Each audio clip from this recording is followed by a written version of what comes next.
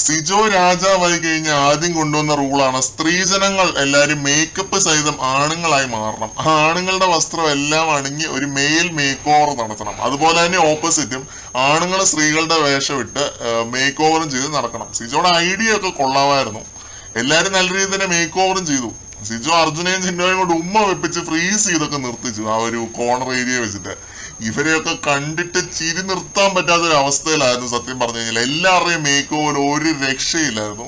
പിന്നെ അതുപോലെ ജാസ്മിനെ പിടിച്ച് രാജാക്കണ്ണാക്കി മാറ്റുന്ന ഒരു കാഴ്ചയായിരുന്നു. ശ്രീതു ആണെങ്കിൽ ഒരു താടിയും ഒക്കെ വെച്ചിട്ട് ഒരു വേറെ തന്നെ ഒരു ലുക്കിലായിരുന്നു. ഋഷിയുടെ ടീഷർട്ടും പിന്നെ അർജുന്റെ മുണ്ടും ഒക്കെ ഇട്ട് ഒരു രക്ഷയില്ലായിരുന്നു ശ്രീതുവും. ഈ കൂട്ടത്തിൽ അഭിഷേക് മാത്രമാണ് ഒരു ഫുൾ ഔട്ട്ഫിറ്റിൽ നിൽക്കാതിരുന്നത്. പുള്ളി മറ്റേ സിഗ്മയാണല്ലോ അതുകൊണ്ടായിരിക്കും ചിലപ്പോ.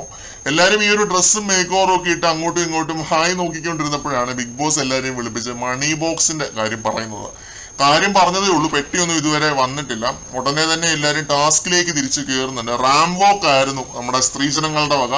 ജാസ്മിന് ശ്രീതു രാജാവും കൂടി ഇരുന്ന് കമന്റടിയോട് കമന്റടി. ജിൻഡോയെ ചിട്ടി വാങ്ങാൻ വരുന്ന ആന്റി എന്നൊക്കെയാണ് ജാസ്മിൻ വിളിച്ചത്.